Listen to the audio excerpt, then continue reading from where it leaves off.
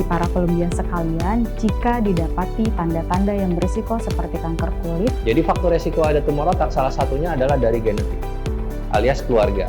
Indikasinya banyak banget ya, mulai dari yang paling ringan sampai yang paling berat.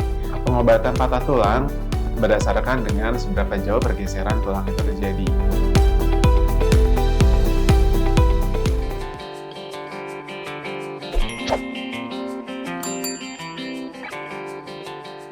Halo Colombians, saya Profesor Dr. Dedi Hermansyah, spesialis bedah konsultan onkologi yang merupakan salah satu dokter spesialis bedah onkologi dari Rumah Sakit Columbia Asia Medan. Pada acara bersama dokter kali ini, saya akan share kepada kalian mengenai bagaimana cara deteksi dini kanker payudara yang selama ini kita kenal dengan nama Sadari dan Sadanis. Semoga video share kali ini bermanfaat bagi Colombians sekalian. Yang pertama tentunya ada benjolan di payudara. Ya, benjolannya bisa berupa keras, bisa berupa padat, bisa berupa lunak. Ya, yang pasti setiap ada benjolan di payudara harus kita curigai mengarah ke kanker payudara, apalagi bagi wanita-wanita yang berusia di atas 40 tahun. Ya, kemudian ada kulit berwarna kemerahan, ada bintik-bintik kulit di atas benjolan yang sering kita bilang seperti gambaran kulit jeruk.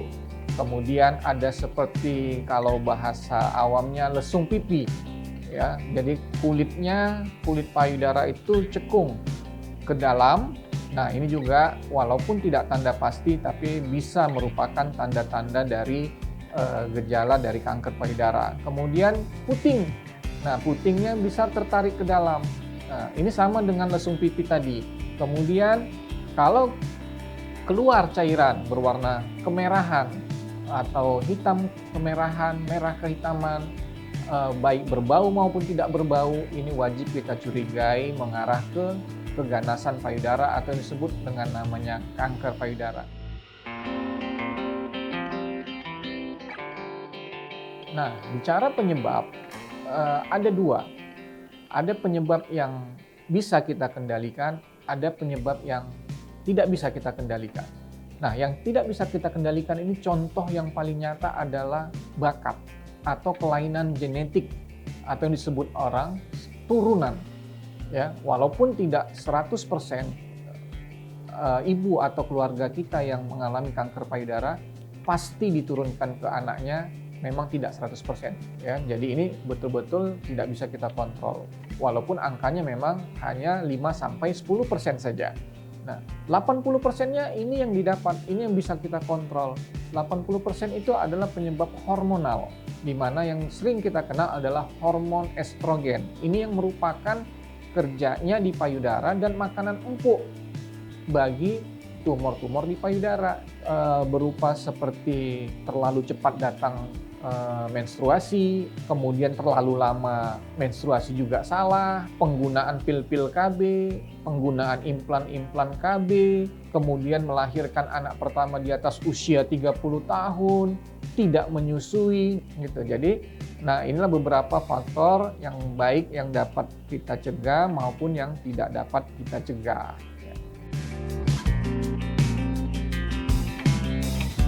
Sadari.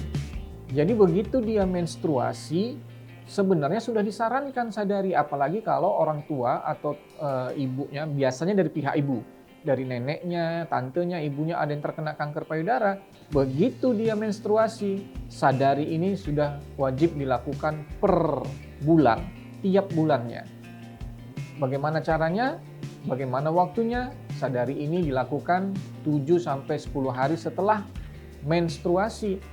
Kenapa? Karena di dalam waktu kita saat menstruasi atau awal-awal selesai itu payudara masih tegang. Kalau ditekan atau dilakukan pemijatan itu sangat sakit sekali. Akhirnya bisa tidak teraba benjolannya. Makanya disarankan 7-10 setelah menstruasi.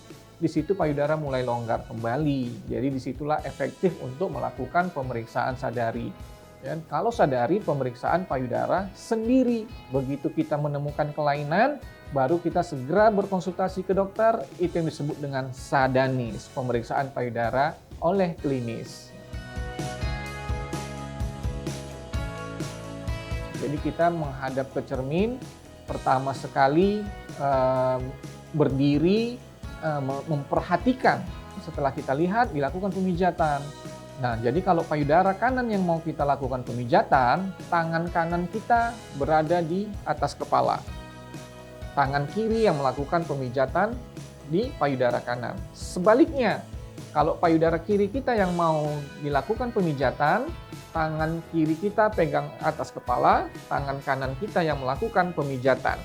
Nah, bagaimana teknik pemijatannya? Terserah para Colombians, bagaimana nyamannya, bagaimana enaknya, mau atas ke bawah, kiri ke kanan.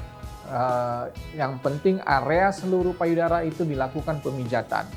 Ya, nah apa tujuan pemijatan? Untuk menemukan benjolan tadi atau kelainan yang ada di payudara sampai ke ketiaknya, jangan lupa. Ya, setelah dilakukan pemijatan, jangan lupa di langkah terakhir dilakukan pemijatan di putingnya. Untuk melihat tadi yang saya bilang, kalau ada cairan berwarna kemerahan atau berwarna gelap keluar dari putingnya, itu hampir 60-70% itu merupakan satu tanda-tanda keganasan. Nah, kalau ada salah satu di antara ini yang Colombians temukan, segera jumpai dokter untuk berkonsultasi. Itu yang disebut namanya sadanis. Nah, nanti dokter menentukan apakah perlu USG yang disebut dengan ultrasonografi, apakah perlu mamografi, apakah perlu MRI. Nah, nanti dokter yang menentukan yang mana yang dibutuhkan Colombians untuk melanjutkan pemeriksaan pada kelainan payudaranya.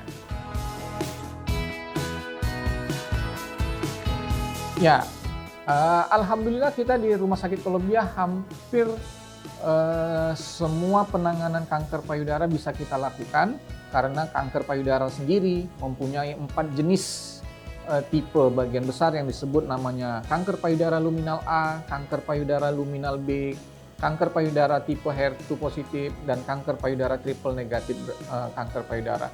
Nah, ini masing-masing beda penanganannya. Walaupun sampai saat ini penanganan utamanya adalah operasi, ya, tapi keempat tipe ini memiliki teknik atau cara pengobatan yang berbeda-beda. Makanya saya tekankan berkonsultasi ke ahli yang tepat, karena penanganan kanker payudara saat ini tidak lagi bisa disamakan. Semua yang kena kanker payudara sama semua pengobatannya. Sekianlah informasi seputar cara bagaimana deteksi dini kanker payudara, bagaimana menandainya.